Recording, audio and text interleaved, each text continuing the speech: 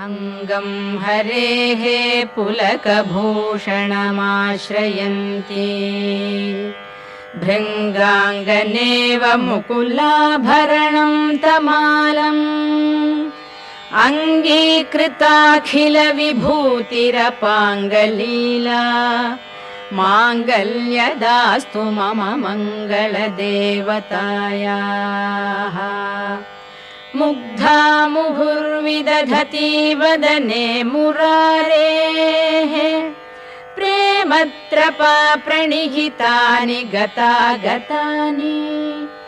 मालादृशोर्मधुकरीव महोत्पलेया सा मे श्रियं दिशतु सागरसम्भवायाः आमीलिताक्षम् अधिगम्य